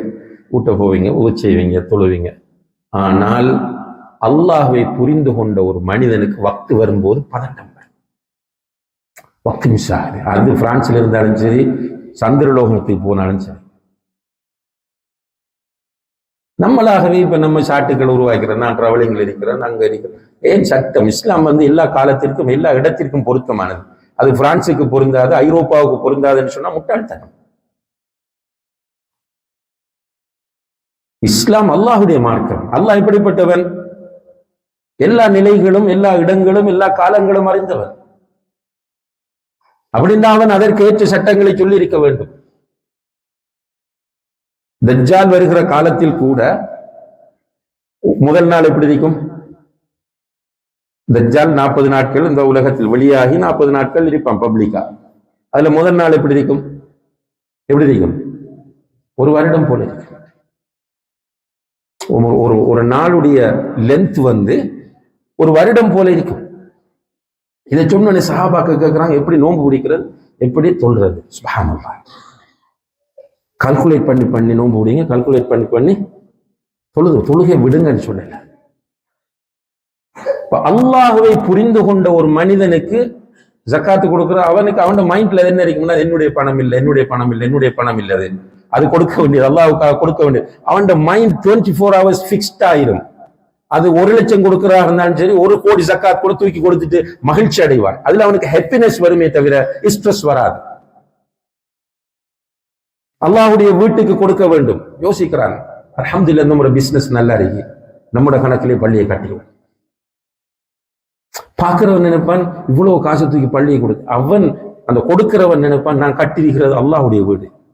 வஅன்னல் மஸாஜித லில்லாஹ். பிரச்சனை இங்க கஞ்சத்தனம் வருவதும் குரோதத்தை வளர்ப்பதும் சொன்ன மாதிரி பிரிவினைகளை உண்டாக்குவதும் எல்லாமே பேசிக்கல் எங்க போய் முட்டுதுன்னு கேட்டால் ஈமான்ல தான். ஈமான ஸ்ட்ராங் ஆகும். தாவாவுடைய நோக்கம் அதுதான் சகோதர சகோதரர்களே. தாவா பண்றது இலங்கையிலிருந்து ஒருவரை கொண்டு வந்து பேச வச்சோம், நல்லா பேசினார் என்று போறது அல்ல. அதுக்கு இப்படி பப்ளிக்கா வச்சு தான் பேசணும். தாவான்றது டீச்சிங். ஒரு ஆளை வச்சு தாவா பண்றது, 3 பேரை வச்சு தாவா பண்ணலாம், 300 பேரை வச்சு தாவா பண்ணலாம். இந்த தாவாவுடைய பர்பஸ் என்னென்றால், நான் நன்றாக பேசினேன், மக்களுடைய பாராட்டை பெற்றேன், நஅூது பில்லாஹ், அல்லாஹ் பாதுகாக்க வேண்டும், அலத்துல் நரகம். செஞ்சது நல்லதுதான், ஆனா நியத் நல்லது இல்லை, நரகம். முழு இந்த உலகத்தில் வந்த முதல் ரசூல் நூஹ் அலைஹிஸ்ஸலாம், அவர்களுடைய காலத்தில் இருந்து இறுதி தூதர் முஹம்மது முஸ்தபா ஸல்லல்லாஹு அலைஹி வஸல்லம் அவர்கள் வரைக்கும் எல்லா ரசூல்மார்களுக்கும் கொடுக்கப்பட்ட அசைன்மெண்ட், கொடுக்கப்பட்ட பொறுப்பு, டியூட்டி என்ன? தாவா. தாவாவில் ஃபர்ஸ்ட் பிரையாரிட்டி எதற்கு கொடுத்தார்கள்? எல்லாருமே ரசூலுல்லாஹி அலைஹி வஸல்லம் அவர்கள் சொல்லுகிறார்கள், அல் அன்பியாஉ இஹ்வத்துன் லிஅல்லாத். நபிமார்கள் எல்லோரும் சகோதரர்கள். தீனுஹும் வாஹித். அவர்கள் எல்லோருடைய மார்க்கமும் ஒன்று. நூஹ் அலைஹிஸ்ஸலாம் அவர்கள் போதித்த ஈமான் ஒன்று. ஆமன்து பில்லாஹ் வ மலாயிகதி வ குதுபிஹி வ ரசூலிஹி வல் யௌமில் ஆகிர் வல் கத்ரி கைரிஹி வ ஷர்ரிஹி என்பது நூஹ் அலைஹிஸ்ஸலாம் போதிச்சது. இப்ராஹிம் அலைஹிஸ்ஸலாம் எதை போதிச்சாங்க? அதே ஆமன்து பில்லாஹ். மூசா அலைஹிஸ்ஸலாம் எதை போதித்தார்கள்? அதே ஆமன்து பில்லாஹி வ மலாயிகதி வ குதுபிஹி. ஈசா அலைஹிஸ்ஸலாம் அவர்கள் எதை போதித்தார்கள்? அதே 6 அடிப்படைகளை நபியல் நாயகம் ஸல்லல்லாஹு அலைஹி வஸல்லம் அவர்களும் போதித்தது இந்த 6 அடிப்படை. வ உம்மஹாத்துஹும் ஷத்தா, தீனுஹும் வாஹித் வ உம்மஹாத்துஹும் ஷத்தா. மார்க்கம் ஒன்று, தாய்மார் வேறு என்று சொன்னாங்க. இந்த தாய்மார் என்று நாடப்படுவது ஷரியத் என்று சில உலமாக்கள் விளக்கம் சொன்னாங்க. அவங்களுடைய ஷரியத்துகள் வித்தியாசப்படும். ஷரியத் என்ன? நடைமுறை விஷயங்கள், தொழுகை, நோன்பு, ஜகாத் போன்ற சட்ட திட்டங்கள் வித்தியாசப்படலாம் நபிமாருக்கு நபிமார், ஆனால் அவ்வளவு நபிமாருடைய அடிப்படை பிரச்சாரமும் ஈமான் தான். இப்ப நமக்கு ஈமான் சொல்லப்படுறது குறைவு, எல்லாருமே நெகட்டிவாக சுப்ஹானல்லாஹ் என்னென்றே புரியாத ஒரு ஒரு மனநிலை நமக்கு ஏற்படுகிறது. அது ஒரு வகையான ஸ்ட்ரெஸ் உண்டாக்குது. ஏனென்றால் முழு பெருமே பேசுற நேரமெல்லாம் நெகட்டிவாவே பேசுறோம். பாருங்க, நீங்க 4 நண்பர்கள் உட்கார்ந்து யாரு பாசிட்டிவா பேசுறாங்க? குறைதான் சொல்றோம். குறை குறை குறை லா ஹவ்ல வலா குவத்த இல்லா பில்லாஹ். என்ன சகோதரிகளே இது? இந்த சமுதாயத்தில் நல்லதே இல்லையா? குடும்பத்தில் நல்லதே இல்லையா? நம்முடைய நண்பர்கள் மத்தியில் நல்ல காரியங்களே இல்லையா? சில நேரங்கள்ல நான் சொல்லுவேன் நண்பர்களிடத்துல, ஜோக்கா சொல்றது, காலையில வாக்கிங் போவோம், ஃபஜ்ர் தொழுதுட்டு போனா சிலர் கூட நடக்க வருவாங்க. நான் அவங்கள ஸ்கிப் பண்ணிட்டு தனியா தான் போக பார்ப்பேன். ஏன்னு கேட்பாங்க. ஃபஜ்ர் தொழுதும் ஒரு ராஹத்தான மனநிலையோடு. இந்த நண்பன் வந்தா என்ன பேசுவான்? ஷேக், இரவு ஒரு கனவு கண்டதுக்கு என்ன விளக்கம்? ஷேக், நான் தஹஜ்ஜத் தொழல, தூங்கிட்டேன். அந்த தஹஜ்ஜத்தை நான் கலாவா இப்ப தொழலாமா? ஷேக், இரவு வைஃபோடு இப்படி நடந்து கொண்டதுக்கு என்ன தௌபா? இப்படி கேட்பானா? இல்லை. வந்தோடனே பாருங்க ஷேக் என்ன ஆரம்பிப்பான். எக்ஸையும் ஒய்யையும் அவரையும் இவரையும் பற்றி தான் பேசுறான். பேச பேச நமக்கும் நம்முடைய மனம் பொதுவாக நெகட்டிவ் தாட்ஸ் வந்து குயிக்கா இன்ஃப்ளூயன்ஸ் பண்ணும். கொஞ்சம் ட்ரை பண்ணுங்க, நம்முடைய வீட்டுக்குள்ளேயாவது ஒரு பாசிட்டிவான என்வாயர்மெண்ட் உருவாக்குறதுக்கு. மனைவி, பிள்ளைகள், கணவன் எல்லாரும் உட்கார்ந்து நல்லது பேசுறது, அல்லது குறைந்தது குறிப்பிட்ட டைம் உண்டு ஃபிக்ஸ் பண்ணு, இதுக்குள்ள நம்ம நல்லதை தவிர வேறு எதுவும் பேசுறதில்ல. கொஞ்சம் கொஞ்சம் கூட்டிட்டு வரும். அது நல்ல நான் சொல்றதுல நீங்க எல்லாரும் எக்ரி ஆகுவீங்கன்னு நான் நினைக்கிறேன். பெண்கள் ஒரு இடத்துல சேர்ந்தாலும் குறைதான் பேசுறது, அடுத்தவர்களை பற்றி தான் பேசுறது. அவங்களுக்கு அப்படி நடந்துச்சா, இப்படி இருந்துச்சா, அல்லது பெருமை பேசுறது. நம்மகிட்ட 1000 பிரச்சனை. சஹாபாக்களை பாருங்க, சஹாபாக்கள் நல்லதை பேசினார்கள் அல்லது அவர்களை பேசினார்கள். உதாரணமா ஆயிஷா ரலியல்லாஹு அன்ஹா அவர்கள் மீது அவதூறு சொல்லப்படுகிறது. மதீனா முழுக்க முனாஃபிக்குகள் இந்த அவதூறை பரப்பி கொண்டிருக்கிறார்கள். சஹாபாக்கள் சிலரும் கூட அதை ரிசீவ் பண்றாங்க அந்த செய்தியை. அப்படி இருக்கும்போது அபு அய்யூப் அல் அன்சார் ரலியல்லாஹு அன்ஹு, எல்லாருக்கும் தெரியும், ஸல்லல்லாஹு அலைஹி வஸல்லம் மதீனாக்கு வந்த உடனே போய் தங்கின வீட்டுக்காரா. அவரும் ஒரு வைஃப் உம்மு அய்யூப் அல் அன்சாரியா ரலியல்லாஹு அன்ஹா 2 பேரும் உட்கார்ந்துட்டு படுக்க ரெடி ஆகுறாங்க தூங்குறதுக்கு. வைஃப் கேட்கிறா ஹஸ்பண்ட, ஆயிஷா சில நேரம் தவறு இருக்கலாம் தானே? சுப்ஹானல்லாஹ், அவரோட பேச்சு பாருங்க, பொம்பளை தானே. சஃப்வான் இப்னு முஅத்தலோட லேட்டாகி வந்திருக்கிறான்னு சொன்னா சில நேரம் 2 பேரும் பிளான் பண்ணி நின்று ஜினா செய்து விட்டு வந்திருக்கலாம் தானே என்று வைஃப் கேட்கிறாங்க அபு அய்யூப் அல் அன்சாரி கிட்ட. அதுக்கு அபு அய்யூப் அல் அன்சாரி சொன்ன பதில் என்னது? நம்ம என்ன சொல்லுவோம்?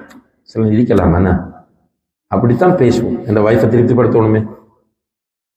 அபு அய்யூப் அல் அன்சாரி ரலியல்லாஹு அன்ஹு கேட்டார்கள், உம்மு அய்யூபே, ஆயிஷாவுடைய இடத்தில் நீ இருந்திருந்தால் நீ அப்படித்தான் நடந்திருப்பாய்ன்னு கேட்டார்கள். சுப்ஹானல்லாஹ். ஆயிஷாவுடைய இடத்தில் நீ இருந்திருந்தால் நீ அப்படி சஃப்வான் இப்னு முஅத்தலோடு தப்பா நடந்துதானே இருப்பாய்ன்னு கேட்டார். அஊது பில்லாஹ், நான் எப்படி இருப்பேன்? நீயே இருக்க மாட்டாய்ன்னு சொன்னா ஆயிஷா இருப்பாங்க. இதுதான் ரசூலுல்லாஹி அலைஹி வஸல்லம் உருவாக்கின சொசைட்டி. அபூபக்கர் எல்லாம் வராங்க, முன்னால ஹம்தலா ரலியல்லாஹு அன்ஹு வராங்க. அபூபக்கர் எல்லாம் சலாம் சொல்லி கை கொடுக்குறாங்க. ஹம்தலா கை கொடுத்து என்ன கேட்டாங்க? கைஃபக யா ஹம்தலா, ஹம்தலாவே எப்படி இருக்கிறீர்கள் என்று கேட்டார். ஹம்தலாவே எப்படி இருக்கு? சுகம் கேட்கிறாங்க. சுகம் கேட்ட என்ன சொல்லணும்? அல்ஹம்துலில்லாஹ், நல்லா இருக்கிறது, அல்லது கொஞ்சம் வயிற்று ப்ராப்ளமா இருக்கு, அல்லது பாடி பெயினா இருக்கு, ஏதாவது ஒன்றை சொல்ல வேண்டியதான். இவர் உடனே சொல்கிறார், அபூபக்கரே நாஃபக ஹம்தலா, ஹம்தலா முனாஃபிகாகி விட்டான் என்றார்கள். சுப்ஹானல்லாஹ், ஹம்தலா முனாஃபிக் ஆயிட்டான். அபூபக்கர் எல்லாம் கேட்டார்கள், ஹம்தலாவை ஏன் இப்படி சொல்லுகிறாய்? என்ன நடந்த உனக்கு? அவர் சொன்ன, இல்ல அபூபக்கரே, நபி ஸல்லல்லாஹு அலைஹி வஸல்லம் அவருடைய மஜ்லிஸ்ல போய் உட்கார்றாங்க. அவங்க ஹதீஸ் சொல்றாங்க, குர்ஆன் வசனங்களை ஓதி காண்பிக்கிறாங்க. நம்முடைய ஈமான் அதிகரிக்கிறது. அப்படியே நம்ம அல்லாஹோடு தொடர்பாக இருக்க வேண்டும், சுவர்க்கவாசிகளுடைய அமல்களை செய்ய வேண்டும் என்று அந்த ஈமானுடைய உச்ச நிலையில் நம்ம இருந்து கொண்டு அப்படியே வீட்டுக்கு வரோம். வைஃப் சொல்றாங்க கடைக்கு போய் வாங்க, அல்லது பிள்ளைகள் ஏதாவது கேட்குது, விளையாடுது, அவங்களோட டைம் ஸ்பெண்ட் பண்ணும்போது அந்த ஸ்பிரிட் ரசூல் ஸல்லல்லாஹு அலைஹி வஸல்லம் அவர்களுடைய மஜ்லிஸில் இருந்த அந்த உணர்வு அப்படியே குறையுது. இது ஒரு இரட்டை வேடமா இல்லையா? இதனால் தான் ஹம்தலா முனாஃபிக்காகி விட்டேன் என்று சொன்னேன் என்று சொன்னதும் அபூபக்கர் சொல்றார், நம்மள யாரு ஹம்தலா? நம்ம சுவர்க்கத்தை கொண்டு நன்மாராயம் கூறப்பட்டவர் ரசூலுல்லாஹ்வுடைய சஹாபாக்கள், குர்ஆன்ல அல்லாஹ் ரதி அப்படி சொன்னார். அபூபக்கர் இல்ல, அபூபக்கர் ரலியல்லாஹு அன்ஹு அவர்கள் நபிகள் நாயகம் ஸல்லல்லாஹு அலைஹி வஸல்லம் அவர்களுக்கு அடுத்தபடியாக இந்த சமுதாயத்தில் சிறந்தவர்கள். அவர்கள் சொல்லுகிறார்கள், ஹம்தலாவே எனக்கும் இப்படி சிச்சுவேஷன் உருவாகிறது, சுப்ஹானல்லாஹ், எனக்கும் இப்படி வருகிறது, வா ரெண்டு பேரும் அல்லாஹ்வுடைய தூதரிடத்தில் போய் இதற்கு விளக்கம் கேட்போம். இப்படித்தான் அல்லாஹ்வுடைய தூதர் உருவாக்கினார்கள். நம்ம என்ன பண்றோம்டா, சுப்ஹானல்லாஹ், நம்மளும் நோயாளியாகி நம்மளோட வந்து உட்கார்றவனை நோயாளியாக்கி, ஈமானில் பலவீனத்தை உண்டாக்கி, ஃபெடப்பாக்கி அனுப்பிட்டே இருக்கிறேன். இல்ல, நம்ம அல்லாஹ் தான் நம்மை மன்னிக்க வேண்டும், பாதுகாக்க வேண்டும்.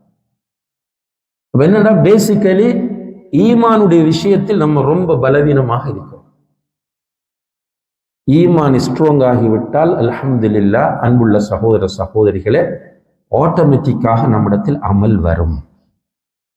சப்ஜெக்ட் படிச்சிருக்கிறோம், அகீதா வகுப்புல, ஈமான் வகுப்புல படிச்சு, ஈமானும் அமலும் பின்னி பிணைந்தவை, ஒன்றோடொன்று நெருக்கமானவை, பிரிக்க முடிய தத்துவம் தெரியும். அப்ப ஈமான் இருந்தால் ஆட்டோமேட்டிக்காக அமல் வர வேண்டும் என்கிற தத்துவம் எல்லா இடத்திலும் வர வேண்டும். தொழுகையில் மட்டுமல்ல, திக்ரில் மட்டுமல்ல, நோன்பில் ரமவானில் மட்டுமல்ல, அமல்கள் என்று என்னவெல்லாம் வருகிறதோ, உம்மா வாப்பாவை பார்த்து புன்முறுவல் செய்வது, அவர்களுக்கு ஹிதுமத் செய்வது, அவர்களுடைய மனதை குளிர வைப்பது, அவர்களுக்கு முன்னால் பணிந்து நடந்து கொள்வது இபாதத். ஈமான் உள்ள ஒருவன் தன்னுடைய பெற்றோரை கடுகள வேணும், மனம் நோகடிக்க மாட்டான். தெரியும், முதுமை அடைந்து விட்டால் அவர்களுடைய மூளையில் உள்ள செல்கள் பலவீனம் அடைந்து அவர்கள் குழந்தை பிள்ளைத்தனமாக நடந்து கொள்வார்கள், மாறி மாறி பேசுவார்கள், பேசியதை மறப்பார்கள், சின்ன பிள்ளையிலும் பொறாமைப்படுவார்கள், இப்படி நடப்பார்கள். ஆனால் இவனுக்கு அவர்கள் யார் என்றால் பெற்றோர்கள். எனவே அந்த பெற்றோருடைய மனம் கோணக்கூடிய முறையில் எந்த ஒரு சந்தர்ப்பத்திலும் அவன் நடக்கவே மாட்டான். பெற்றோர் சாபமிட்டால் கூட அவன் வந்து அல்லாஹ்விடத்திலே உடைந்து விழுந்து, யா ரப், என்னுடைய பெற்றோர் இன்றைக்கு இந்த நிலையை அடைந்திருக்கிறார்கள், அவர்களை மன்னித்து அவர்களுக்கு அன்பும் இரக்கமும் காட்டு நாயனே என்று ரப்பிர்ஹம்ஹுமா கமா ரப்பயானி ஸகீரா என்று அவன் அழுவான். ஆனால் இன்றைக்கு அற்ப பணத்திற்காக, தன்னுடைய மனைவிக்காக, மனைவியின் உடன்பிறப்புகளுக்காக, தன்னுடைய நண்பர்களுக்காக, யாரோ சொன்னார்கள் என்பதற்காக பெற்றோர்களை நோவினை செய்கிற பிள்ளைகளை பார்க்கிறோம். ஆனால் ஹாஜியார் ஹஜ் செய்திருக்கிறார், இபாதத்தாலே பெரிய தாடி, இன்னா லில்லாஹி வ இன்னா இலைஹி ராஜிஊன். இபாதத்து என்னன்னா தொழுகை, நோன்பு, ஜக்காத், ஹஜ், தட்ஸ் ஆல். இது இல்ல, அதுவும் இபாதத். மனைவிமாருடைய விஷயத்துல, மனைவி விலா எலும்பிலிருந்து படைக்கப்பட்டவள், வளைந்த விலா எலும்பு, குறைந்த அறிவு, தவறு விடுவாள். பக்குவமாக அவளை சொல்லி திருத்துவது இபாதத். அவளுக்கு செய்ய வேண்டிய கடமைகளை செய்வது இபாதத். நாம் மகர் கொடுத்து கூட்டிக் கொண்டு வந்து விட்டோம் என்பதற்காக அவள் நம்முடைய அடிமை கிடையாது. கணவனுக்கு பணிவிடை செய்வது இபாதத். நான் ஆரம்பத்திலும் இங்கே நடந்த சர்ஜியில நடந்த ஒரு புரோகிரத்திலே சொல்லி காட்டினேன். ஒரு மனைவி தன்னுடைய கணவனின் உடம்பில் ஏதாவது ஒரு இடத்தில் ஒரு காயம் ஏற்பட்டு அந்த காயம் இன்ஃபெக்ஷன் ஆகி மிக மோசமான நிலையில் இருக்கிற நேரத்தில் தன்னுடைய வாயை வைத்து அதை கிளீன் பண்ணுகிறாள். இப்படி செய்தாலும் தன்னுடைய கணவனுக்கு நன்றி பாராட்டியவளாக அவள் ஆக மாட்டாள். சின்ன சின்ன விஷயங்களுக்காக கணவனோடு நொந்து கொள்வது, கணவனை பகைத்துக் கொள்ள, ஆனா தஹஜ்ஜத் விட மாட்டாங்களாம். உம்ராக போவாங்களாம் அடிக்கடி. அப்ப இபாதத் என்று சொன்னால் நம்ம நினைக்கிறோம் சும்மா அப்படி பேன் பண்ணி திடுறது அல்லது பள்ளிவாசல்ல ப்ரோக்ராம் அரேஞ்ச் பண்றது, நான் நினைக்கிற மாதிரி வாழ்றது, என்னுடைய மனோ இச்சையின் அடிப்படையில் இல்ல.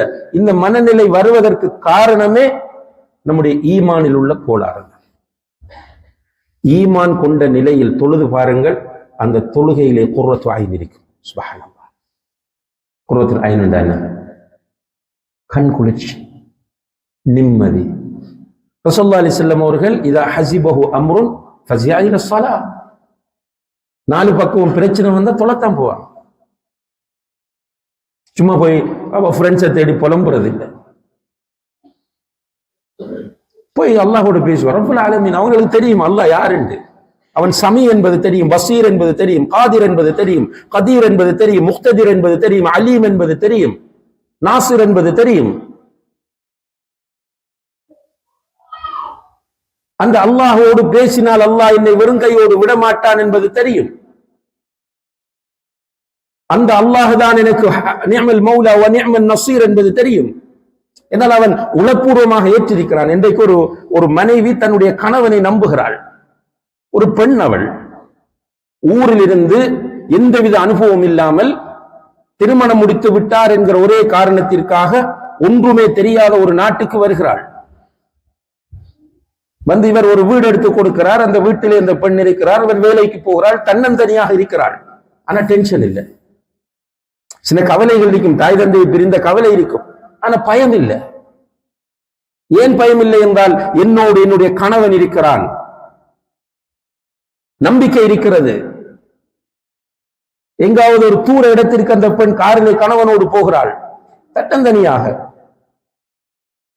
கார் ட்ரபிள் பண்ணுகிறது, பயம் இல்லை அந்த பெண்ணுக்கு, ஏனென்றால் கூட கணவன் இருக்கிறான். ஜஸ்ட் ஒரு பலவீனமான இரத்தத்தையும் மலத்தையும் சலத்தையும் சுமந்த ஒரு மனிதன் பக்கத்தில் இருக்கும் போது மனதில் கான்ஃபிடன்ஸ் வருகிறது என்றால், இது பிரபஞ்சங்களை எல்லாம் படைத்து லஹு மா ஃபிஸ் ஸமாவாத்தி வ மா ஃபில் அர்த், வானங்களில் உள்ளவையும் பூமியில் உள்ளவையும் அவனுக்கே சொந்தம். லில்லாஹி மா ஃபிஸ் ஸமாவாத்தி வ மா ஃபில் அர்த், வானங்களில் உள்ளவையும் பூமியில் உள்ளவையும் அவனுக்கே சொந்தமானவை என்று உறுதியாக நம்பக்கூடிய ஒரு மூமினை பொறுத்தவரையில் வஹுவ மஅக்கும் ஐனமா குன்தும், நீங்கள் எங்கிருந்தாலும் உங்களோடு அவன் இருப்பான் என்று உறுதியாக நம்பக்கூடிய ஒரு மூமினை பொறுத்தவரையில் என்ன பயம் வரும்? வாழ்க்கை என்ன டென்ஷன் வரும்? என்னுடைய ரப் இருக்கிறான், கைவிட மாட்டான். அப்ப அல்லாஹ் கிட்ட போய் பேசுவான். இந்த மனதில் ஏற்படக்கூடிய ஸ்ட்ரெஸ்ஸை குறைக்கிற சிறந்த வழி துஆ தான். கவலைகள், துக்கங்கள், துயரங்கள் வந்தால், மன அழுத்தங்கள் வந்தால் சும்மா போய் டாக்டர் கிட்ட உட்கார்ந்து யார்கிட்டையும் உட்கார்ந்து உணர தேவையில்லை. நம்முடைய வீட்டு ரகசியங்களை எல்லாம் கவுன்சிலிங் என்ற பேரில் இன்னும் ஒருவர்கிட்ட கொடுக்க வேண்டிய அவசியம் இல்லை. படித்த ரப் இருக்கிறான், அவன் சமீஅ கேட்கக்கூடியவன், பசீர் பார்க்கக்கூடிய, நமக்கு அவனுக்கு இடையில் எந்த திரையும் கிடையாது. தஹஜ்ஜத்துக்கு எழும்ப வேண்டியது, 3 ரக்காத் 5 ரக்காத் தொழ வேண்டியது, கைகளை அவனை நோக்கி உயர்த்த வேண்டியது. யா ரப், யா ரப், யா சமீஅ, யா முஜீப், யா கதீர், யா காதிர், யா முக்ததிர். அல்லாஹ் இடத்தில் A to Z எல்லாவற்றையும் முறையிட வேண்டியது. உள்ளம் அப்படியே அமைதி அடையும்.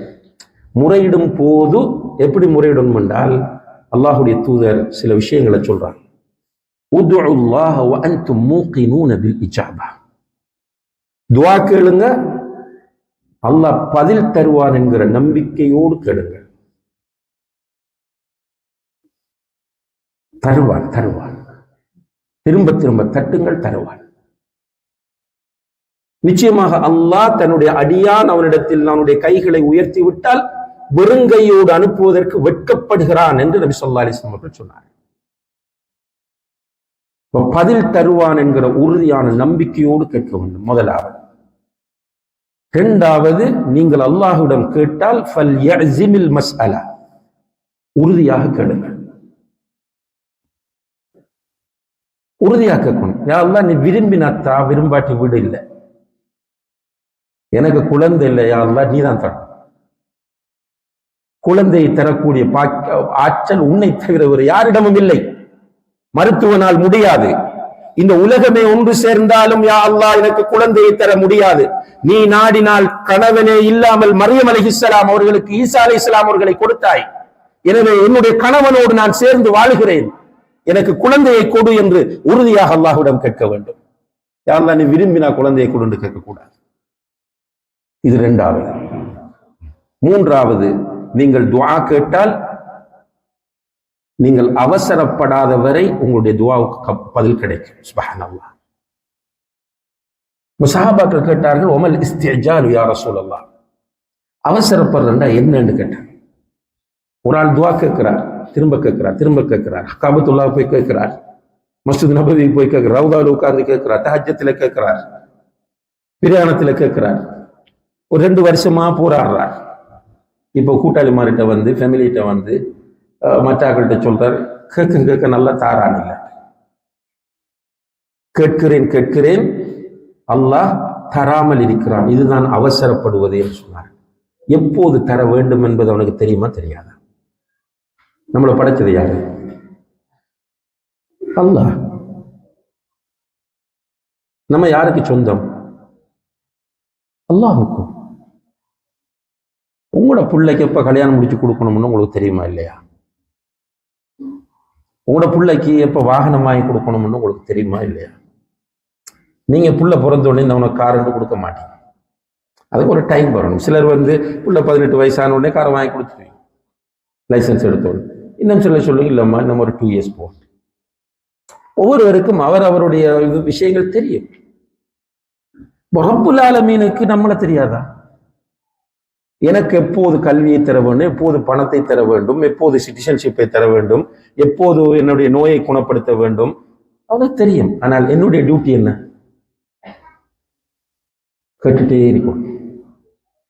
ஆனால் நம்பிக்கையோடு கேட்க வேண்டும், அவசரப்படாமல் கேட்க வேண்டும், உறுதியோடு கேட்க வேண்டும்.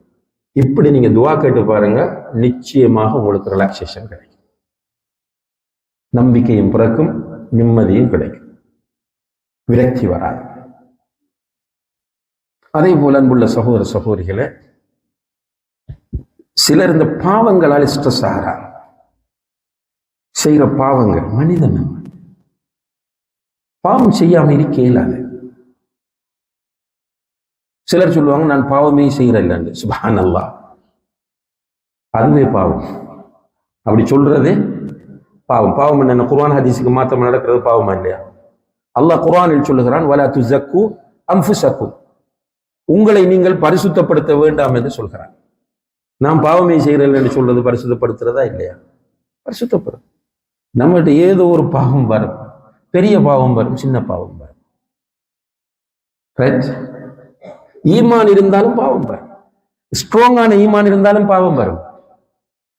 ஸ்ட்ராங்கான ஈமான் இருந்தால் பாவம் செய்ய மாட்டார்கள் என்று நினைப்பது முட்டாள்தனம், அப்படி பேசுவது முட்டாள்தனம். ஏனென்றால் மாயிஸ் ரலியல்லாஹு என்கிற அந்த நபித்தோழர் விபச்சாரம் செய்து விட்டு அவர் வலிய வந்து தண்டனையை கேட்டு பெற்றுக் கொள்கிறார். ரசூலுல்லாஹி அலைஹி வஸல்லம் அவர்கள் சொன்னார்கள், இன்னஹு தாப தௌபத்தன் லவ் குஸ்ஸிமத் அலா 70 மின் அஹ்லில் மதீனத்தி லவஸிஅத்துஹும். இந்த மனுஷன் செஞ்சிருக்கிற தௌபாவை மதீனாவிலே உள்ள 70 பேருக்கு, 70 பாவிகளுக்கு பங்கு வைத்து கொடுத்தாலும் மீதமாகிவிடும் என்று சொன்னார். இன்னும் ஒரு ரிவாயத்தில் லவ் குஸ்ஸிமத் அலா சாஹிபி முக்ஸின், இந்த வியாபாரத்தில் மோசடி செய்யக்கூடிய எல்லாருக்கும் அதை பங்கு வைத்து கொடுத்தாலும் மீதமாகும் என்று சொன்னார். அவர் ஈமானில் ஆக டப்பில் இருந்த ஒரு சஹாபி, உச்சகட்டத்தில் விபச்சாரத்தில் விழுந்துட்டார். பாவம் நடக்கும், ஆனால் பாவத்தை நியாயப்படுத்துவதுதான் பல. அது இப்லீஸ். நம்ம செஞ்ச பாவத்தை நியாயப்படுத்து எல்லாத்திலையும் வரும். பாவம் என்னக்குள்ள விபச்சாரத்தை மட்டும் நினைக்காதீங்க, அல்லது ஆல்கஹால் பாவிக்கிறத மட்டும் நினைக்காதீர்கள், அல்லது ஜினா என்னது ரிபா இன்ட்ரெஸ்ட் வட்டியை மட்டும் நினைக்காதீர்கள். ரைட்? பாவம் என்று சொல்லும் போது அடுத்தவனுடைய மானத்தில் விளையாடுவதும் பாவம், அடுத்தவனுடைய கண்ணியத்தை குலைப்பதும் பாவம், ஒருவனுடைய மனதை நோகடிப்பதும் பாவம், அண்டை விட்டானுக்கு தொல்லை கொடுப்பது பாவம். நம்முடைய கையால் பாதையிலே மற்றவர்களுக்கு தொல்லை தரக்கூடிய ஒரு பொருளை போட்டு விட்டு செல்வது பாவம். இப்ப எல்லாருக்கிட்டையும் பாவம் என்ன? பாவம்ன்றது விபச்சாரம், அல்கோஹோல், வட்டி. அதிலே மாகப்பெரிய பாவம் என்ன? விபச்சாரம். இப்படி ஒரு டெபினிஷனை வச்சுக்கிறோம். இல்லை, மனிதனிடத்தில் பாவங்கள் வரும். ஆனால் நம்முடைய பாவத்தை நாம் உணர வேண்டும், அதற்காக கவலைப்பட வேண்டும். ரசூலுல்லாஹி அலைஹி சொன்னார், அந்நதமு தௌபா. உன்ட கவலை வந்துட்டாலே அது தௌபா தான் என்றார். நான் இப்படி பண்ணிட்டேனே, ஏன் பண்ணினேன், என்னுடைய ரப்புக்கு ஏன் நான் இப்படி மாறு செய்தேன் என்று ஃபீல் பண்ணுவது தௌபா. அபூஉ லக பினிஅமதிக அலைய வ அபூஉ பிதம்பி, ஸைதுல் இஸ்திக்ஃபார். அதுல ஓதுறோம், யா அல்லாஹ், நான் என்னுடைய பாவங்களை ஏற்றுக்கொள்கிறேன், நீ எனக்கு தந்த நியமத்துகளை ஏற்றுக்கொள். பாவத்தை ஏற்றுக்கொள்ளும். நல்லா புரிஞ்சு கொள்ளுங்க. தயவு செய்து நீங்க இந்த மெசேஜை மட்டும் எடுத்துட்டு போனாலே பெரிய வெற்றி. இந்த பயம், பாவத்தை ஏற்றுக்கொள்ளுதல். நியாயப்படுத்த ட்ரை பண்ணாதீர்கள். ஷைத்தான் உங்களுடைய மனதில் வந்து நியாயப்படுத்த வைப்பான் என்பதை குர்ஆனில் அல்லாஹ் சொல்கிறான். சவ்வலத் லஹும் அன்ஃபுஸுஹும், அவனோட மனம் அந்த பாவத்தை நல்லதாக காட்டும். அதே போல ஷைத்தான் அவர்களுக்கு அவர்களுடைய பாவங்களை அழகாக்கி காட்டுவான். பாவத்தை அழகாக்க ட்ரை பண்றோம், நியாயப்படுத்த ட்ரை பண்ணுகிறோம் என்றால் ஷைத்தானுடைய வழியில் போய்கொண்டிருக்கிறோம், ஈமான் ஸ்ட்ராங் ஆகவில்லை. பாவத்தை ஏற்றுக்கொண்டு தௌபா செய்யுங்கள்.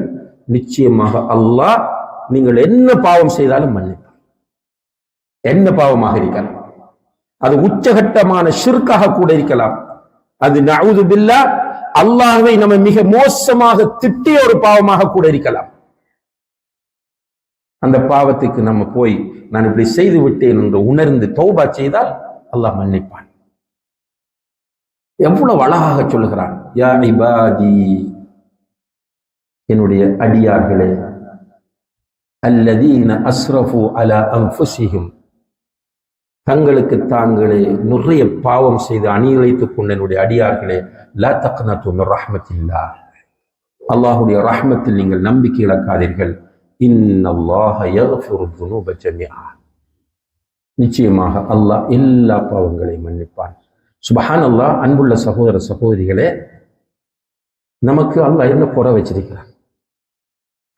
அல்லாஹ் தந்திருக்கிற நிஅமத்துகள் எண்ணி பார்த்திருக்கிறோமா? وَإِن تَعُدُّوا نِعْمَةَ اللَّهِ لَا تُحْصُوهَا, அல்லாஹ் தந்திருக்கிற நிஅமத்துகளை எண்ண ஆரம்பித்தால் உங்களால் எண்ணி முடிக்கவே முடியாது. அல்லாஹ் தந்திருக்கிற நிஅமத்துகளை நீங்கள் புரிய வேண்டும் என்றால் அந்த நிஅமத்துகளை இழந்து நிற்கிறவர்களை பாருங்கள். அந்த நியமத்து இல்லாமல் இருக்கிறவங்களை பாருங்க, உங்களுக்கு நியமத்து புரியும்.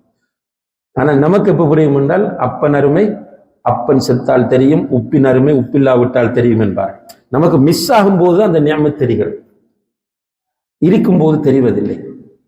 இவ்வளவு நியமத்துகளை தந்து அல்லாஹ் என்ன சொல்றாங்கன்னா, நீங்கள் எனக்கு கட்டுப்படுங்கள். வமா ஹலக்துல் ஜின்ன வல் இன்ஸ இல்லா லியஅ்புதூன், நீங்க எனக்கு கட்டுப்பட வேண்டும், நான் சொல்றபடி வாழும், என்னுடைய தூதர் காட்டுறபடி நீங்கள் வாழ வேண்டும்.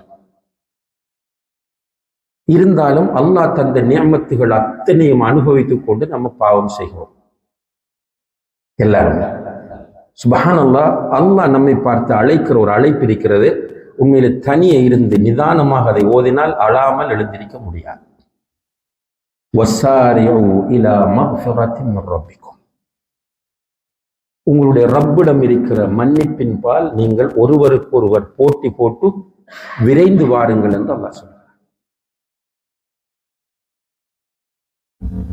உங்களுடைய ரப்பிடம் இருக்கிற மக்ஃபிரா மன்னிப்பு, அந்த மன்னிப்பு அல்லாஹ் மன்னிப்பை வச்சுக்கொண்டு வாங்க வாங்கன்னு சொல்லலாம்.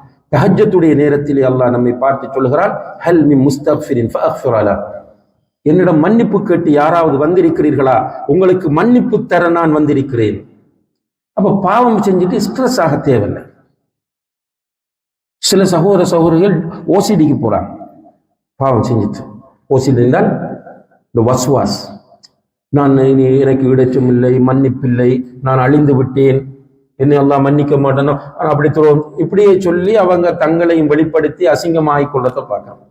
ஒரு நபித்தோழர் ஒரு பாவம் செஞ்சுட்டு வந்து ரசூலுல்லாஹி ஸல்லல்லாஹு அலைஹி வஸல்லம் சொல்றாரு, கொஞ்சம் அசிங்கமான பாவம், செஞ்சுட்டு வந்து ரசூலுல்லாஹி அலைஹி வஸல்லம் கிட்ட சொல்லும்போது பக்கத்துல உமர் ரலியல்லாஹு இருக்கிறாங்க.